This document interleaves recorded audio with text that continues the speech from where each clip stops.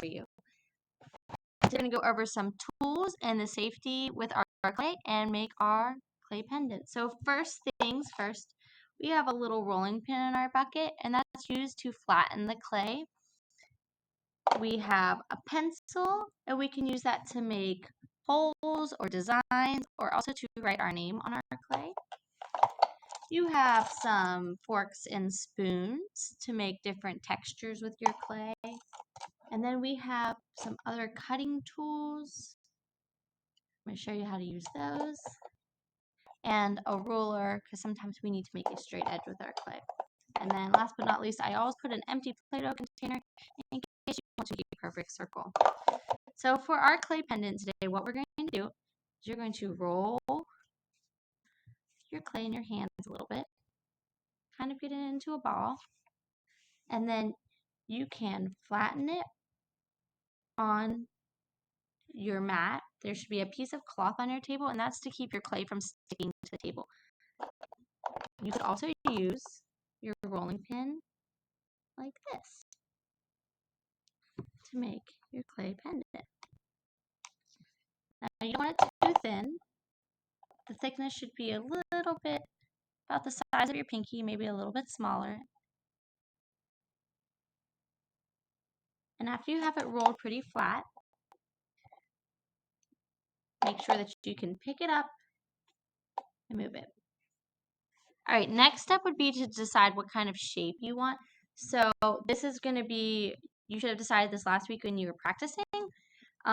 You can make it a simple circle by pushing your Play-Doh container into it and popping it out.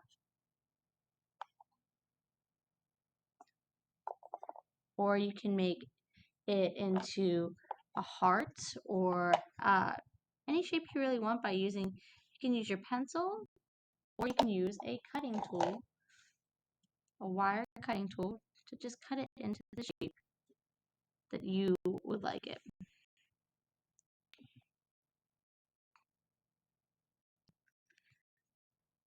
See? That's into a heart. All right, we're almost there. Now's the fun part. This is where you're going to add some texture and designs to your heart.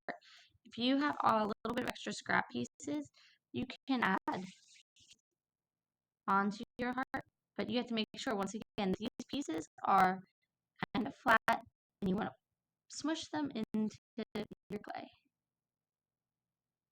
You can add some texture or some other shapes for your pendant. I'm just layering some circles just to make it look a little bit different.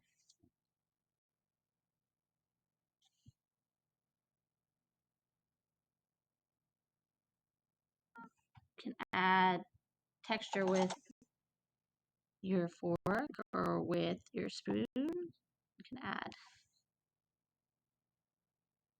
however you want it to look, because once it's hard, then we can paint it and glaze it. These are kind of cool too. You can use the edge of your cutting tools and kind of push down to make different textures. And today is all about texture and making our artwork feel a certain way.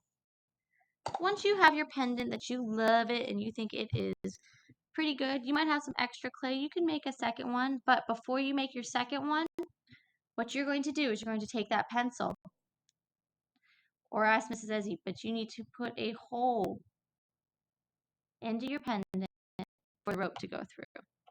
If you turn it on the back, you can kind of flatten it out a little bit, and then you're going to put your name on the back.